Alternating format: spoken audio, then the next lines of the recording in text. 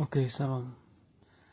Kita akan lanjut lagi pembahasan kita mengenai kebohongan tentang seks yang sebelumnya saya katakan terbagi menjadi 3 bagian, yaitu batasannya, akibat, dan cara mengatasinya.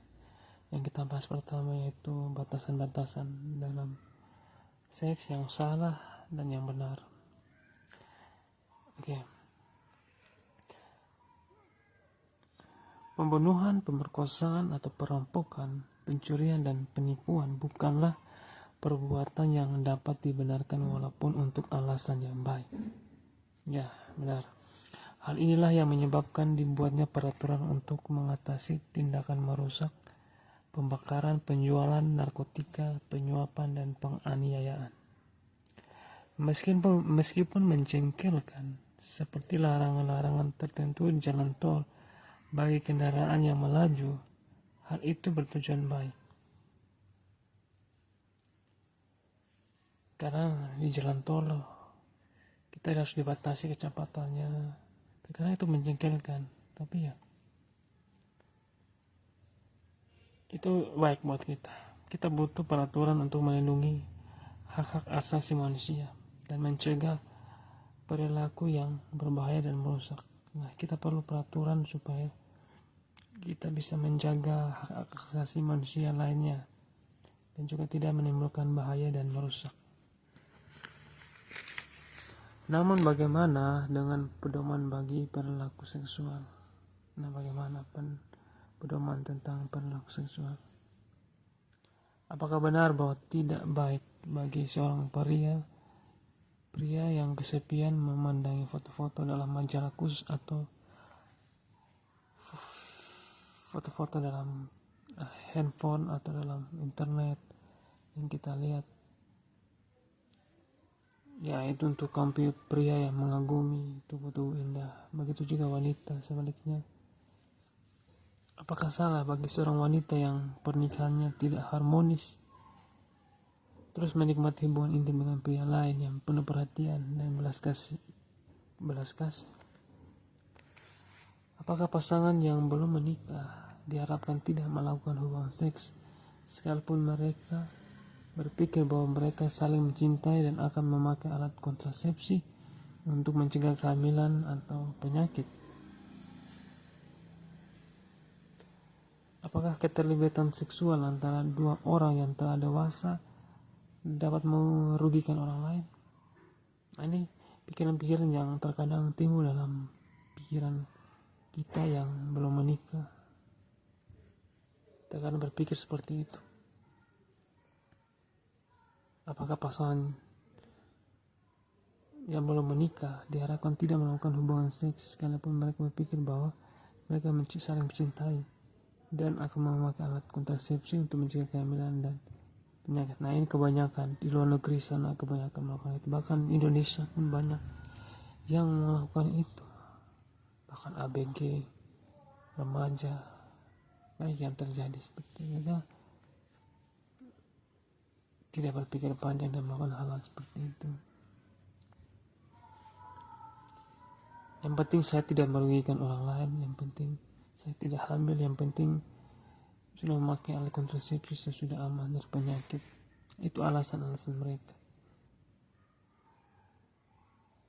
Dalam masyarakat ada banyak pandangan yang berbeda tentang batasan-batasan seksual.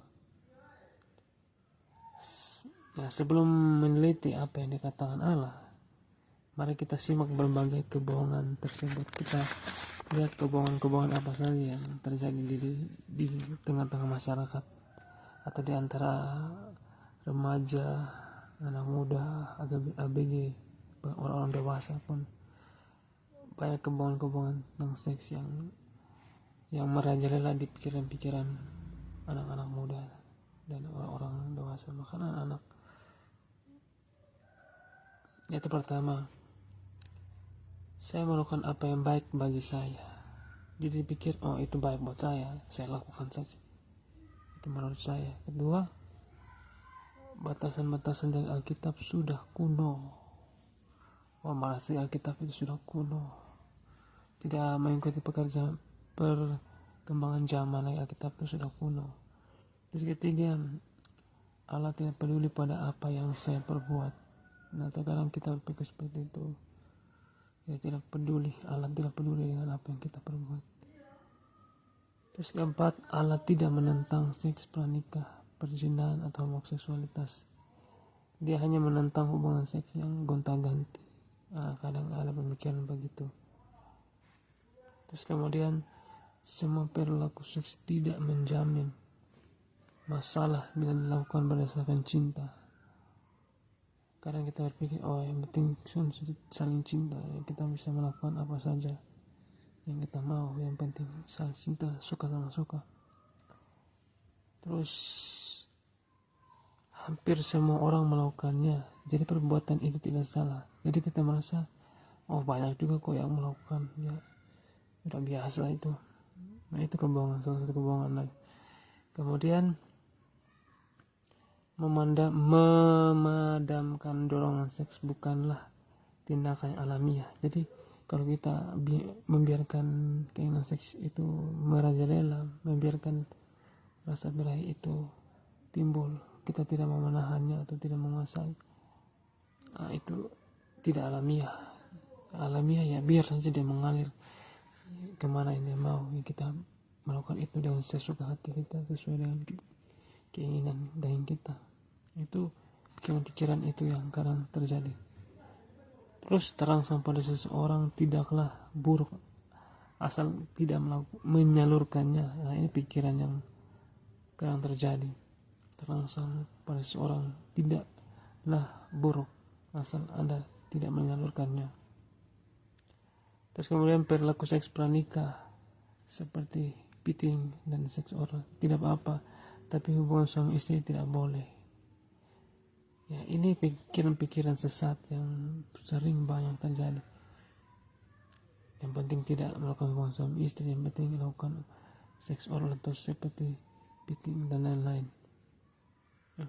Terus pengalaman seks sebelum menikah akan menolong kita saat menikah. Jadi berasa kita harus melakukan sebelum menikah supaya punya pengalaman nanti saat menikah.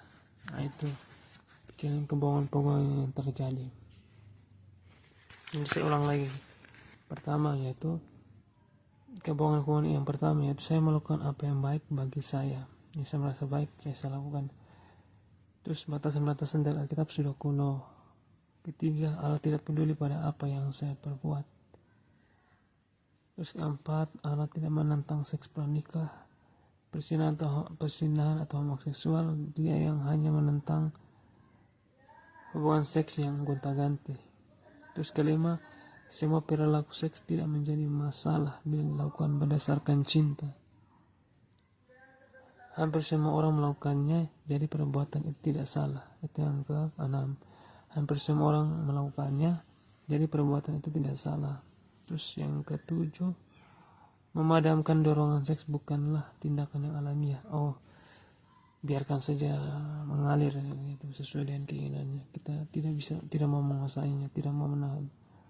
Terus terangsang pada seseorang tidaklah buruk asal Anda tidak menyalurkannya.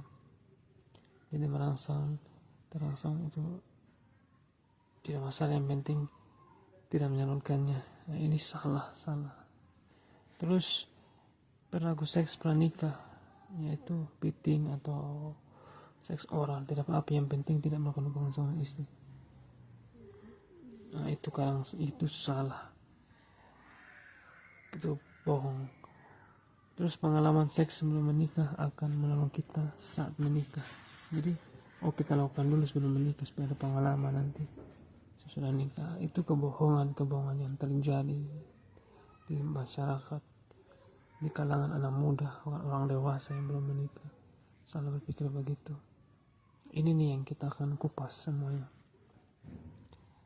Nah, sampai di mana batasan seks yang benar? Nah, kita harus mengerti apa batasan-batasan seks yang benar yang sesuai dengan Alkitab. Ya, mari kita lihat di Alkitab yang tadi kita sudah baca, yang sebelumnya kita sudah baca, yaitu di 1 Tesalonika 4. Yaitu Paulus menunjukkan beberapa kebenaran yang dapat menolong kita. Yaitu pertama, Batasan-batasan yang benar dan salah dalam Alkitab diberikan oleh Allah, bukan manusia.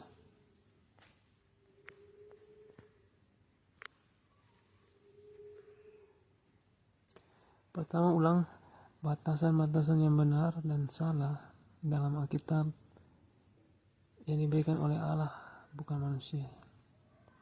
Nah, Rasul Paulus memberitahu orang-orang Kristen baru, kamu tahu juga petunjuk-petunjuk mana yang telah kami berikan kepada umat nama Tuhan Yesus. Jadi, penyataan tentang bagaimana seharusnya hidup Kristen itu bukanlah ide Paulus, bukan pula pencerminan dari kebudayaan atau apa yang dipercaya oleh teman-teman baiknya.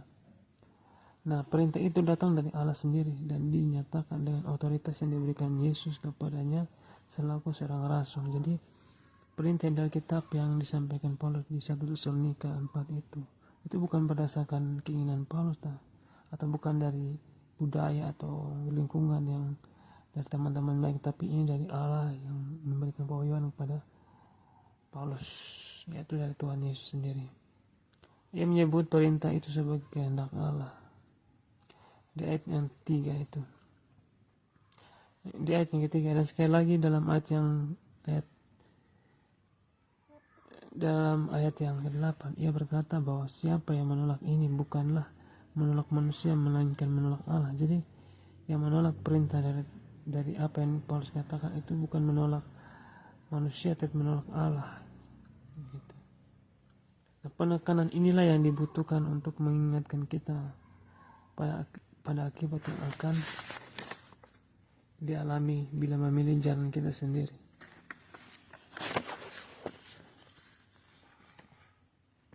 Sangatlah mudah mengambil kesimpulan bahwa perilaku seksual tidaklah terkait dengan iman kita kepada Allah.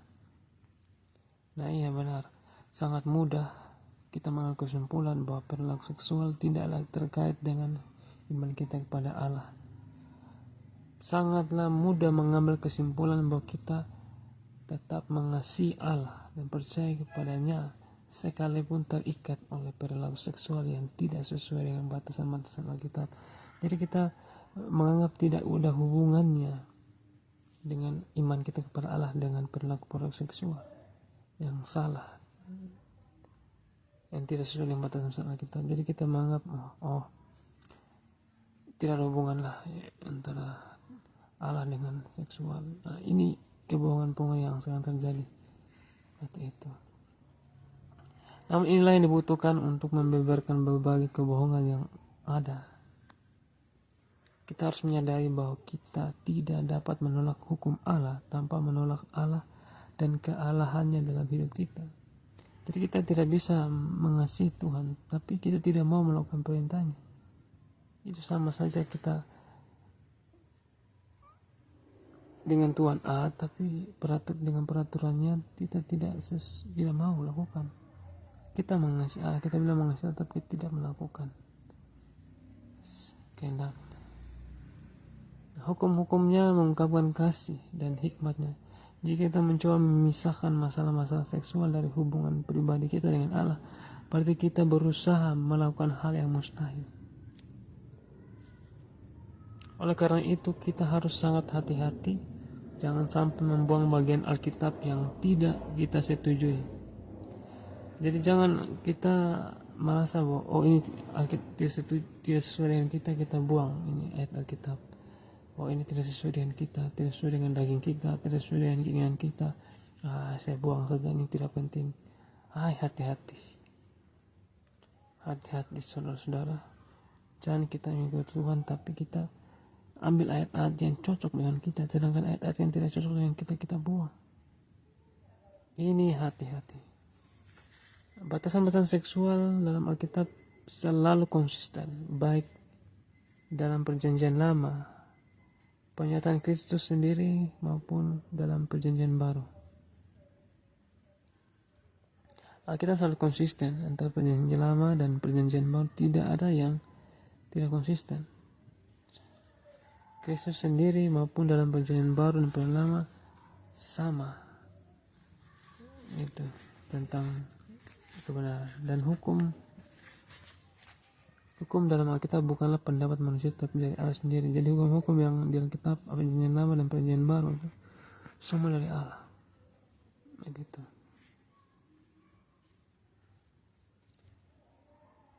Sayangnya kita semua bergumul dengan hal ini karena secara alamiah kita memiliki dorongan dari dalam diri untuk melakukan kehendak kita sendiri. Dan lingkungan di sekeliling kita kelihatannya mendorong kita melakukan hal yang sama. Jadi kadang-kadang saya juga pernah alami, dan kalau kita tidak menguasai, dan saya juga bisa jatuh. Oleh karena itu kita semua sama-sama kita harus menguasai semuanya ini sesuai dengan firman Tuhan. Kita harus benar sungguh-sungguh mengerti kebenaran firman Tuhan tentang seks ini supaya kita bisa menang. Nah, masalah ini telah menggoda kita sejak kejatuhan manusia dalam dosa. Karena kita sering lebih suka menuruti hukum yang kita buat daripada mempercayai kepada bahwa Allah tahu yang terbaik. Maka kita tidak ingin tunduk pada batasan-batasan moral yang tinggi dari Allah dan yang kita butuhkan. Kita harus berani mengambil keputusan memilih menuruti hukum Allah daripada hukum manusia. Kita harus memilih, berani tegas, berani ambil risiko untuk memilih jalan Tuhan. Sekalipun itu berat, sakit, harus mengenali pandangan kita harus berani. Jangan sia-siakan masa muda Anda sebagai orang muda untuk menyanyikan hidup ini. Kita harus benar-benar merebut kemerdekaan itu, kemerdekaan tentang seks, supaya kita tidak perlu menyesalinya lagi dan kita tidak perlu stres dan kesalahan-kesalahan yang kita lakukan tentang seks. Dan banyak anak muda sekarang stres, mereka sudah melakukan hal yang salah. Oleh karena itu, ketika kita mengetahui kebenaran saat ini, kita harus benar-benar ambil sikap dan kita harus berusaha berjuang untuk hidup benar dan mengetahui kebenaran tentang seks dengan benar supaya kita benar-benar merdeka. Amin. Dan kedua, Allah melarang perilaku seksual yang tak bermoral. Allah tidak bersikap toleran terhadap perilaku seksual. Tuhan tidak pernah toleransi. Oh, sedikit ini salah, ini sedikit salah, ini enggak apa-apa. Tuhan tidak pernah toleransi. Salah benar-benar. Tuhan tidak pernah abu-abu dalam memberi perintahnya dalam kitab tentang seks. Kalau ini salah, benar-benar. Seperti itu. Dalam 1 Tesalonika 4 ayat 3, Paulus menulis, karena inilah kehendak Allah, pengudusanmu, yaitu supaya kamu menjauhi percabulan. Jadi Tuhan menghendaki kita supaya kita menjauhi percabulan. Kehendak Allah yaitu pengudusan kita, yaitu untuk menguduskan kita selalu, untuk kita hidup kudus. Kita harus berjuang hidup kudus. Ada di ayat Alkitab, kejarlah kekudusan. Kita harus hidup kudus untuk Tuhan, karena Tuhan itu kudus. Makanya Tuhan tidak mau kita mencemari diri kita dengan hal-hal yang cabul, yang tidak benar, yang tidak kudus. Seperti itu. Allah mengasihi kita, tapi Dia memberikan kita kekuatan untuk kita bisa mampu untuk menguasai itu. Oleh karena kita harus semakin dekat dengan Tuhan. Kita harus sungguh-sungguh mencarinya siang dan malam, merenungi firman-Nya, memuji dan memuliakan namanya, berdoa supaya kita mendapat kekuatan untuk menguasai itu semua. Kemudian bahasa Yunani untuk percabulan adalah porneia. Digunakan Paulus untuk menunjuk pada hubungan seksual yang tidak sah di luar hubungan seorang pria dengan seorang wanita dalam ikatan pernikahan. Percabulan menyangkut seks pranikah, perzinahan, perilaku homoseksual, pelacuran, incest, pemerkosaan, dan perkataan yang tak senonoh. Imamat 20 membuat daftar yang bervariasi tentang perilaku seksual yang melanggar ketetapan Allah. Mengapa Allah menetapkan batas-batas di sekeliling seks? Mengapa? Bayangkanlah sebuah sungai yang mengalir dengan tenang melintasi kota dan ladang-ladang pertanian. Sungai itu menyediakan air bagi masyarakat dan industri, serta mengairi ladang-ladang. Orang-orang dapat memancing, anak-anak berenang dan bermain-main di sungai itu. Namun bila hujan deras datang, sungai itu akan meluap, melanda kota dan ladang-ladang. Rumah-rumah dan kegiatan sehari-hari berantakan, panen gagal dan keluarga-keluarga berduka cita karena kehilangan anggotanya. Dalam banyak hal, seks tidak berbeda jauh dengan sungai yang digambarkan di atas. Dalam batas-batas yang telah ditetapkan Allah, seks menjadi indah dan memberi sukacita bagi pria dan wanita.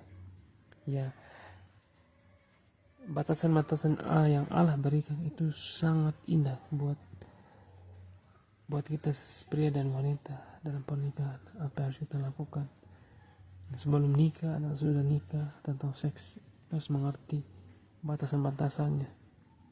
Itulah sukacita yang Tuhan berikan.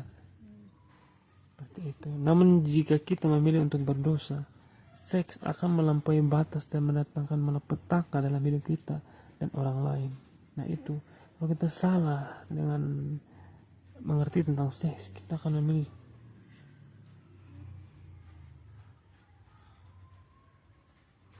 malapetaka yang terjadi dalam hidup kita. Akan terjadi malapetaka, baik buat kita dan juga buat orang lain. Misalnya kita menghamili orang lain, atau kita berzina. Kalau kita sudah menikah, kita berzina dengan orang lain, kita menyakiti hati istri kita atau menyakiti suami kita. Jika para wanita yang sudah bersuami berselingkuh menyakiti suaminya, itu salah, itu menyakiti orang lain, buat membangkitkan api cemburu. Begitu juga yang sebelum menikah, anak muda yang melakukan hubungan seks sebelum menikah, dia akan cenderung membenci pasangannya. Apalagi laki-laki yang tidak bertanggung jawab, akan menjadi kacau kalau kita tidak mengerti tentang seks dengan benar, baik sebelum nikah dan sudah menikah. Nah, Allah ingin memberi yang terbaik pada kita. Batasan-batasannya dimaksudkan untuk melindungi kita, bukan untuk merampas kesenangan kita. Ya, Tuhan ingin memberikan kita yang terbaik tentang seks, mana yang benar. Batasan-batasan yang Tuhan berikan itu untuk melindungi kita, bukan untuk merampas kesenangan kita. Amin. Nah, yang ketiga, Allah menciptakan seks sebagai bagian yang indah dalam ikatan pernikahan. Paulus berbicara tentang hidup dalam kekudusan dan kehormatan di 1 Tesalonika 4 ayat 4. Kita menggunakan seksualitas kita dalam kekudusan dan kehormatan dalam ikatan pernikahan. Ibrani 13 ayat 4 menyatakan, hendaklah kamu semua penuh hormat terhadap perkawinan dan janganlah kamu mencemarkan tempat tidur. Jadi kita harus menghormati perkawinan pernikahan itu. Dan kita jangan cemari tempat tidur kita, harus kudus. Harus kita melakukan hubungan seksual harus dalam pernikahan yang kudus. Jangan kita mencemari tempat tidur kita dengan hal-hal seksual yang salah dan yang kita lakukan sebelum menikah, atau sebelum menikah kita sudah lakukan. Nah, itu yang mencemari pernikahan kita. Oleh karena itu, ayo kembali kita bertobat. Bagi teman-teman saudara yang sudah melakukan hal-hal yang tidak sesuai dengan Tuhan sebelum menikah dan sudah menikah, ayo kita mulai kembali bertobat. Dan kita semua harus kembali kepada aturan Tuhan. Itulah yang mendatangkan berkat bagi kita. Terus dalam bahasa Yunani bagi tempat tidur tadi yang Alkitab berkata bahwa janganlah kamu mencemarkan tempat tidur. Bahasa Yunani bagi tempat tidur mengacu pada hubungan seksual. Nah, jadi kita jangan mencemari tempat tidur kita dengan istri kita atau dengan suami kita. Sebelum menikah kita jangan hancurkan dengan melakukan hubungan seks sebelum nikah. Sabar, kita tahan sebentar, kuasai, tunggu waktu yang tepat, pasti kita menikmati itu dalam pernikahan. Itu yang indah, itu yang terbaik, itu yang menyenangkan hati Tuhan. Hubungan antara suami dan istri memberi kesempatan bagi pemenuhan dorongan seks. Ya. Rasul Paulus menyatakan bahwa suami dan istri harus saling memenuhi kebutuhan pasangan. Jadi setelah menikah, suami istri harus menjaga hubungan badannya antara suami dan istri harus menjaga kerukunan, yaitu saling memenuhi kebutuhannya begitu. Jangan satu bosan, tidak boleh rasa bosan, harus saling-saling memenuhi kebutuhan masing-masing begitu, saling melengkapi.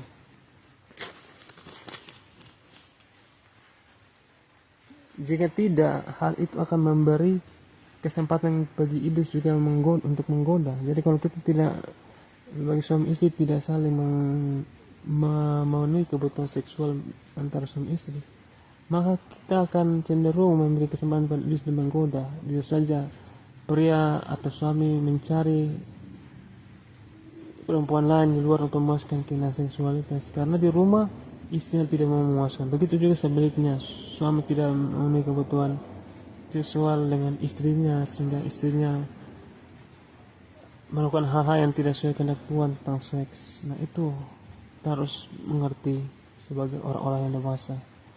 Nah, pada masa penciptaan Allah menetapkan bahwa pria dan wanita akan meninggalkan orang tuanya dan menjadi satu daging.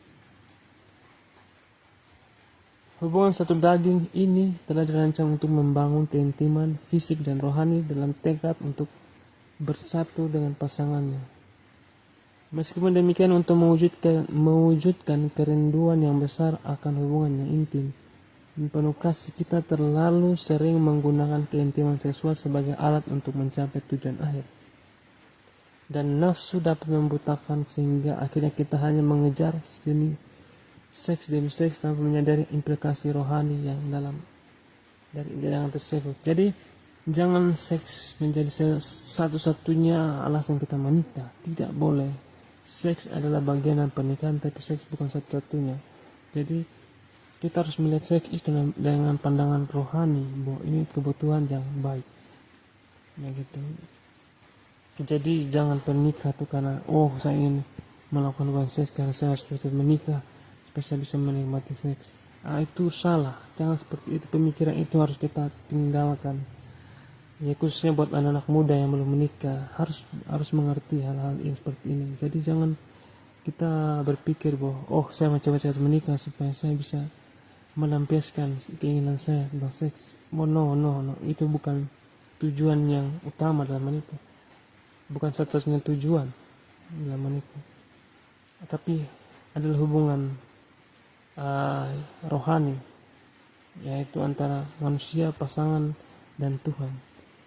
Harus seimbang begitu. Nah, terus yang keempat, kita tidak boleh memakai batasan perilaku duniawi. Kita tidak boleh mengikuti batasan duniawi dalam melakukan hubungan seks saya sudah nikah.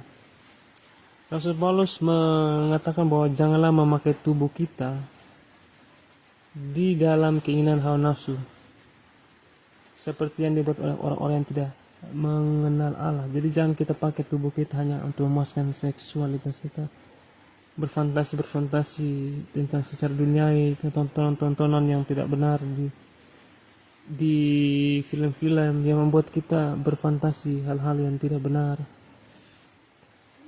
Kita harus benar-benar dewasa, harus tanya Tuhan, harus berdoa bagaimana yang terbaik, itu yang sesuai dengan kehendak Tuhan. Seperti itu. Jangan nafsunya berlebihan yang tidak bisa menguasainya. Harus dengan kasih, dengan cinta, dengan ketulusan. Seperti itu. Dunia kita telah dibayang-bayangi oleh pandangan tentang seks yang terputar balik. Seperti semua karunia Allah lainnya, seks telah dihancurkan oleh dosa. Iklan, tayangan, televisi, film, majalah, buku, handphone, internet, dan percakapan sehari-hari di tempat kerja telah mencabut seks keluar dari maksud sebenarnya dan keluar dari batasan-batasan masyarakat. Dan nafsu yang tidak terpuaskan akan terus-menerus menuntut pemuasan. Jadi kadang suami itu tidak bisa menguasai, atau istri tidak bisa menguasai. Sebentar lagi mau lagi, dan ini lagi yang kita sering dengar atau kita sedang tahu bahwa Tidak seperti itu. Kita harus benar-benar mengerti batasan waktunya. Kita harus menguasainya. Jangan sampai kita dalam tanda kutip istilahnya hiperseks. Kita melebihi batasannya. Gitu. Kita tidak bisa menguasai. Begitu. Sehingga kita berlebihan. Itu yang salah. Itu hati-hati. Oleh karena kita butuh Tuhan. Kita butuh orang-orang yang dewasa untuk memberikan masukan bagaimana menguasai diri kita untuk tidak hanya berpikir tentang seks. Kita harus mengendalikan pikiran kita untuk melihat hal-hal secara rohani, bahwa pernikahan tidak hanya tentang seks tapi tentang bagaimana hubungan kasih, hubungan antara suami, istri dan anak, bagaimana berbagi kasih, berbagi masukan, berbagi teguran, nasihat, itu juga perlu. Jadi tidak hanya berbuat tentang seks. Oke, itu merupakan satu cara untuk menolak pikiran sehat dan mendorong manusia menggunakan sesamanya untuk memuaskan gairah seksual mereka melalui rencana video film dan pertemuan. Jadi hati-hati buat kita orang dewasa, anak-anak muda atau orang yang sudah menikah, menonton film-film atau video-video atau tayangan-tayangan atau foto-foto yang membuat kita berfantasi sehingga kita memikirkan seks terus menerus dan membuat kita memperlakukan pasangan kita atau istri kita dengan tidak baik atau suami kita dengan sesuatu yang tidak sesuai kehendak Tuhan atau sesuatu yang memuaskan keinginan kita yang membuat kita tidak bisa menguasainya. Oleh karena kita melihat hal-hal yang tidak benar di tayangan televisi dan lain-lain di mana-mana, itulah yang terjadi kebanyakan di dunia ini. Oleh karena itu kita sebagai orang Kristen harus benar-benar dewasa, benar-benar mengerti bagaimana kita menguasai itu semua.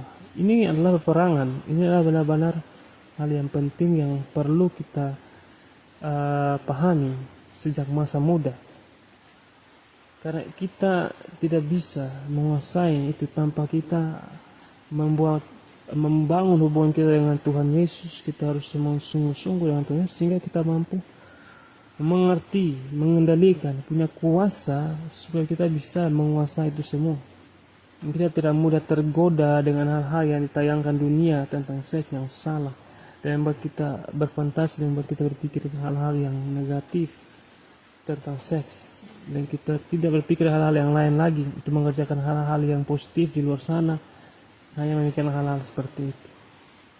Oleh karena itu kita akan belajar lagi lebih dalam lagi tentang batas-batasan dan akibat-akibat dan hal-hal yang lain tentang seks. Dunia tidak dapat memberi tuntunan moral kepada kita karena dunia mengabaikan kemutlakan moral Allah dalam membatasi pemuasan nafsu manusia. Dan dunia ini tidak bisa menjadi referensi yang benar tentang seks. Kita harus kembali kepada Alkitab, kepada Allah yang benar. Jangan lagi ikut nasihat dunia. Oh, kita nonton YouTube ada ahli seks, ada ahli dokter tentang ini. Kita jangan dengar itu. Kita harus dengar Tuhan Yesus. Kita harus dengar firman Allah yang benar seperti apa. Begitu. Dokter pun sekalipun berbicara tentang seks, tentang bagaimana, kita harus lebih cenderung pada Tuhan. Dengar firman Tuhan apa yang benar. Seperti itu. Jangan kita cari referensi lain lagi selain Tuhan. Roma 1 secara garis besar menyebutkan kecenderungan yang sedang terjadi dan berulang kali orang-orang memberontak terhadap batasan-batasan Allah karena cara-caranya menelanjangi cara-cara mereka dan mereka berpikir sebagai cara terbaik bagi mereka. Hati-hati, dunia ini semakin aneh-aneh begitu. Tidak kembali kepada Alkitab, menyimpang.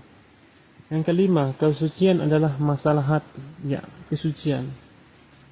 Kesucian itu masalah hati. Bagaimana kita suci, bukan sekedar kita menjaga fisik, tapi mulai dari hati kita. Nanti dari hati kita akan mengalir ke tubuh kita dan kita dapat menguasai dan kita bisa hidup suci. Karena mulai dari hati kita, pengertian kita yang benar. Paulus mengingatkan akan nafsu yang dapat mengontrol kehidupan. Yesus menolong kita menyadari bahwa meskipun tidak secara nyata ingin berbuat dengan tubuh kita, tapi mungkin kita telah bersinar dalam pikiran. Tuhan Yesus berfirman, berkata bahwa di dalam pikiran kita saja kita sudah berzina, memikirkan wanita atau orang-orang lain atau pria atau apa, bagaimana kita memandang dengan cara yang salah, itu sudah berzina. Itu dan pikiran yang berakhir seperti istri Potifar dalam memandang Yusuf, itu seperti itu yang terjadi ya, gitu. Jadi kita berpikir saja, kita merenung. Begitu juga dengan Daud waktu dia melihat Betsheba, dia tidak ada kerjaan, dia melihat di atas suatu rumah, melihat gadis itu. Dalam pikirannya itu membuat dia membangkit hawa nafsunya, dan sehingga dia mencelakakan suami dari Betsheba, yaitu Uria, untuk meninggal, dan dia memiliki si Betsheba. Hati-hati saudara-saudara, kita semua sama-sama, termasuk saya juga, kita semua sama harus benar-benar memperhatikan hidup kita dengan benar. Tuhan tidak membuat peraturan untuk menakut-nakuti kita, tapi untuk membuat kita semakin dewasa. Yes, kita harus benar-benar menjadi orang yang merdeka. Kita tidak boleh kalah, kita tidak boleh menjadi pecundang, penakut, atau kita jangan ikut iblis. Kita harus benar-benar kalahkan iblis. Kita harus benar-benar menguasai diri kita. Harus bisa, karena kita percaya Tuhan akan membantu kita, menyertai kita, membuat kita bisa menguasai diri kita. Nah, pada titik inilah kita membutuhkan kejelasan antara pikiran tentang seks yang masih diizinkan dan nafsu. Nah, kita harus lihat pikiran-pikiran yang di sini kan nafsu. Dalam batasan-batasan atau dalam batas-batas tertentu, kita semua berpikir tentang seks karena itu adalah bagian dari pengalaman kita sebagai manusia. Hal yang harus kita hindari adalah sikap membiarkan dan menikmati pikiran-pikiran yang tidak bermola. Nah, kita harus menghindari sikap yang membiarkan, saya tidak peduli dan pikiran ini, saya nikmati aja pikiran ini yang tidak bermola. Jangan, kita harus benar-benar ini Tuhan, ini tidak benar.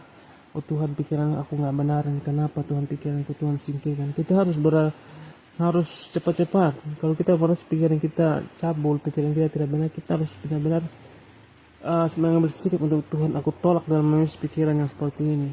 Harus begitu, menghindar mata kita, pandangan kita harus benar menjauh pikiran kita. Kita benar-benar tegas gitu. Dan itu memang tidak mudah. Kita memang harus bangun hubungan dengan Tuhan, intim dengan Tuhan, sehingga kita mampu, Tuhan memberikan kita kekuatan untuk mampu bisa mengatakan tidak pada dosa. Jika pikiran kita diisi dengan perilaku seksual di luar rancangan Allah, kita sudah melampaui batas dan menuju nafsu. Nah, ini pikiran tentang seks yang tidak sah harus dikenali seperti apa adanya dan kemudian ditolak. Nah, kita harus berpikir, ini pikiran yang salah nih. Kita harus berpikir salah, salah. Kemudian kita langsung tolak begitu. Jadi jangan lama-lama lagi. Jangan kita entertain pikiran kita tentang seks yang salah. Kita harus cepat nolak, ini tidak benar. Dalam nama Yesus, aku tolak pikiran yang salah. Seperti itu.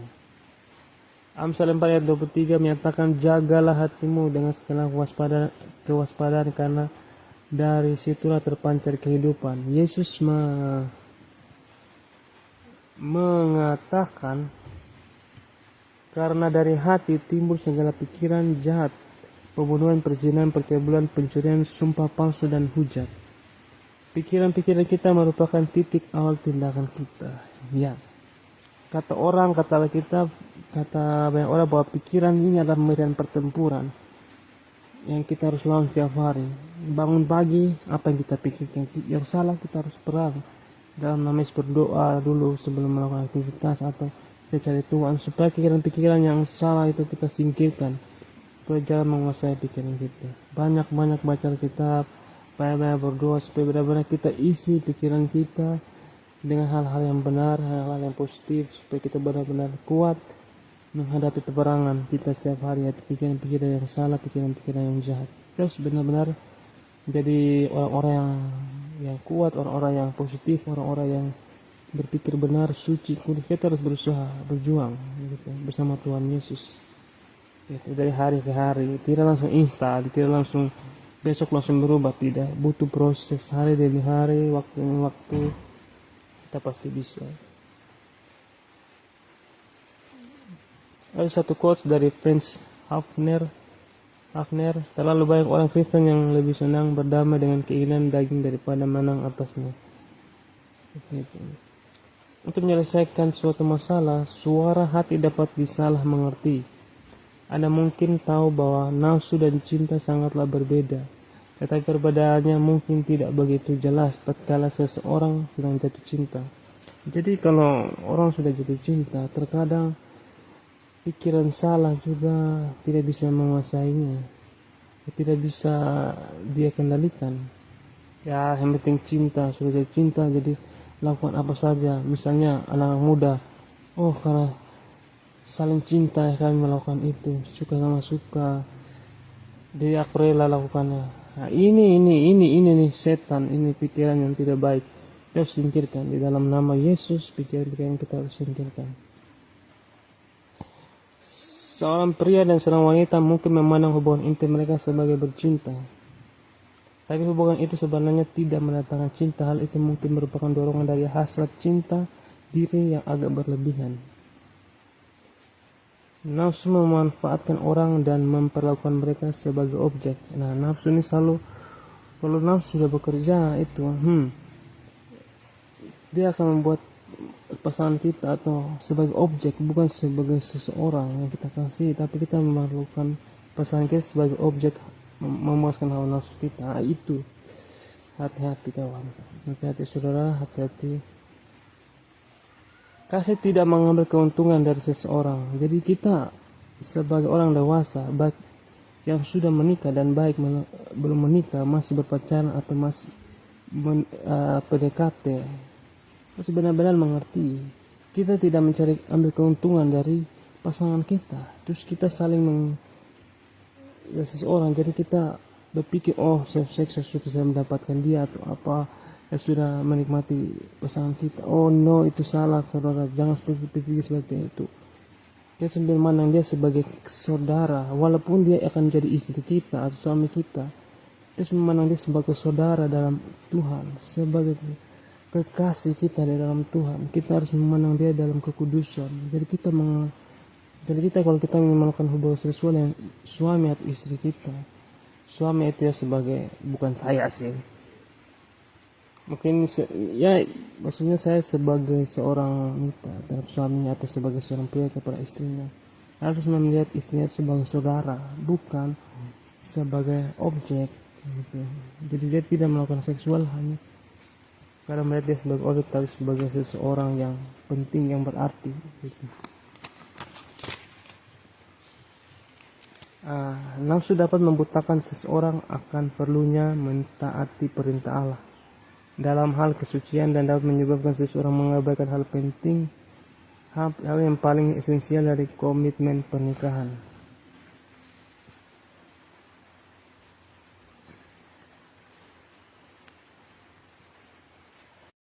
Ya, saya ulangi lagi ya, nafsu dapat membutakan seseorang akan perlunya menaati perintah Allah dalam hal kesucian, dan dapat menyebabkan seseorang mengabaikan hal paling esensial dari komitmen pernikahan. Ya, hati-hati dengan nafsu, karena itu bisa membuat kita melanggar perintah Allah. Kita harus benar-benar menguasai. Nah, dunia sering menjejali kita dengan kebohongan yang membuat kita merasa tidak mementingkan diri sendiri dan benar-benar menjalin hubungan seksual dengan kasih yang murni di luar pernikahan. Kita telah berpusat pada diri sendiri dan mengambil jalan pintas bila kita menganggap bahwa dorongan seks lebih penting daripada menaati Allah atau melakukan yang terbaik bagi diri sendiri dan sesama secara fisik maupun rohani sekarang dan untuk selama-lamanya. Ini sekarang kita sudah salah mengerti, yaitu jangan sampai seks itu menjadi satu-satunya yang kita harus lakukan untuk memenuhi kebutuhan istri. No, seks bukan satu-satunya. Tapi hubungan rohani juga kita harus perhatikan, begitu. Lengkap, semua harus seimbang, begitu. Jadi jangan kita abaikan perintah Allah, gitu. Seperti itu. Nah, kita harus benar-benar melakukan hubungan seksual harus benar-benar dengan istri kita yang sah dalam pernikahan atau dengan suami yang sah dalam pernikahan. Jangan dengan yang lain, gitu. Kemudian yang keenam, seks bukanlah segalanya. Saya sudah bilang tadi ya, seks bukan hal yang satu-satunya hal yang terpenting dalam hubungan suami istri. Menurut 1 Tesalonika 4, nilai yang paling penting adalah menyenangkan Allah, mengejar kekudusan, dan memperlakukan tubuh kita dengan hormat dan tidak menyalahkan orang lain. Tentu saja bukan bermaksud mengabaikan seks, suatu pemberian Allah yang penting, tapi kita juga tidak boleh serta-merta menjadikannya berhala. Seseorang bisa saja hidup bahagia tanpa seks, bisa. Paulus juga seperti itu. Dia tidak menikah lagi. Dia pernah menikah tapi dia tidak menikahi. Dan ceritanya bahwa dia pernah punya istri. Konon cerita sejarahnya bahwa dia pernah punya istri tapi istrinya meninggal dan dia tidak menikah lagi.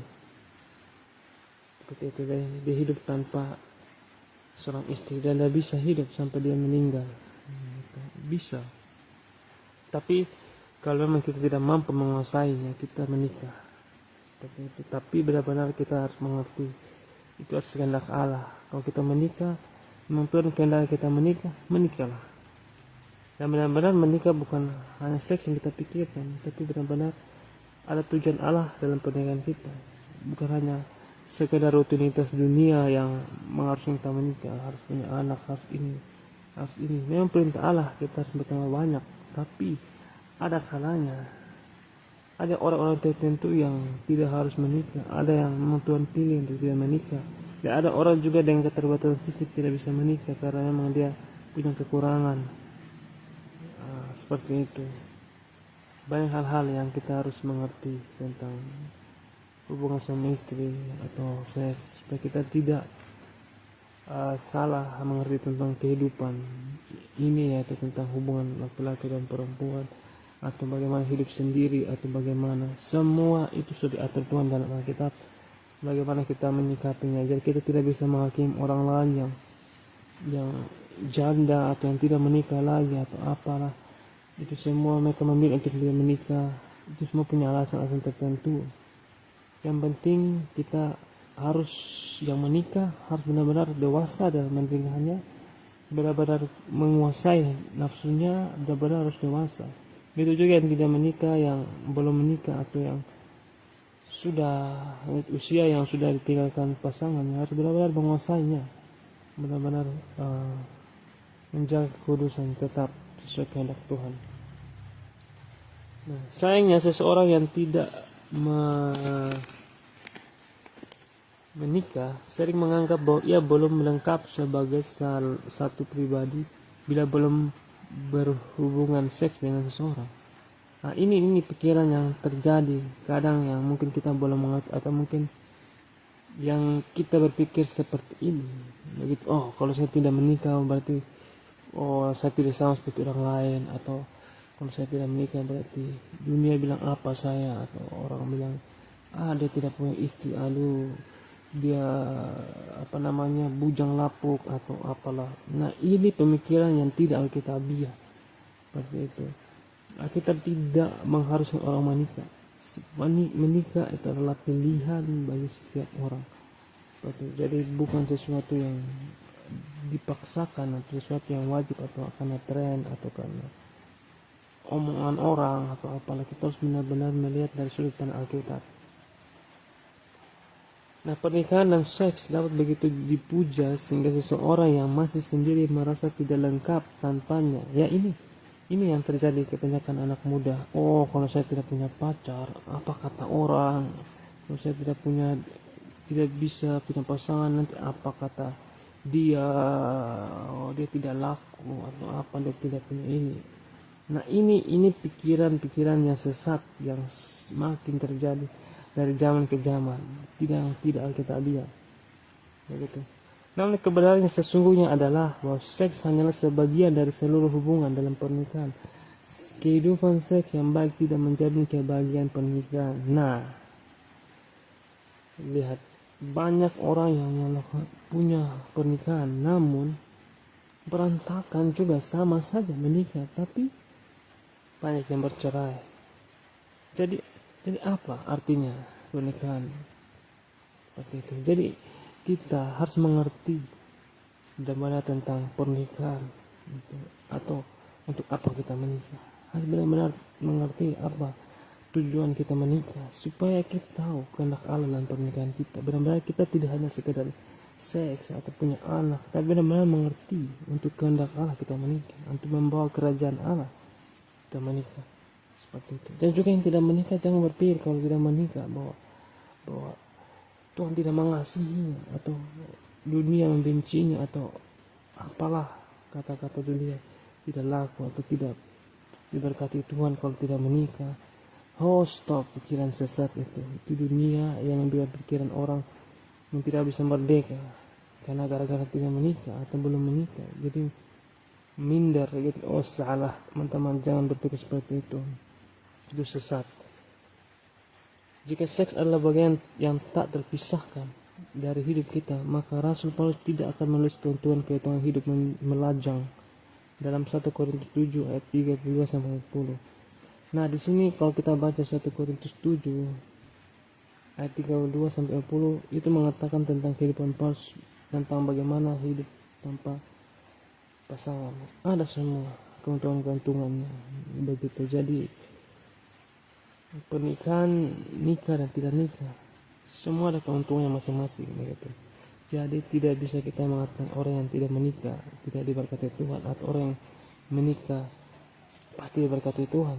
No, banyak pernikahan yang hancur juga, banyak pernikahan yang cerai, dan banyak orang lebih suka melajang, lebih suka hidup sendiri daripada bersuami, sakit hati, selingkuh. Nah, itu yang terjadi sekarang. Makanya kita perlu mengerti firman Tuhan supaya kita jangan tersesat dengan polemik-polemik tentang pernikahan, tentang hal-hal yang salah tentang kehidupan pernikahan. Jika kita mengajar kesenangan seksual seolah-olah itulah jalan menuju kebahagiaan, kita akan selalu menemukan bahwa seks tidak memberi kepuasan yang kita harapkan. Ya, lihat, banyak orang punya hubungan suami istri tapi seks bukan sesuatu yang mereka harapkan, tapi damai sejahtera dalam rumah tangga itu yang terpenting. Seperti itu. Seks hanya sebagian dari hubungan suami istri, tapi yang penting itu adalah damai Kristus, damai yang ada dalam rumah tangga, dalam hubungan suami istri. Sebaliknya kita akan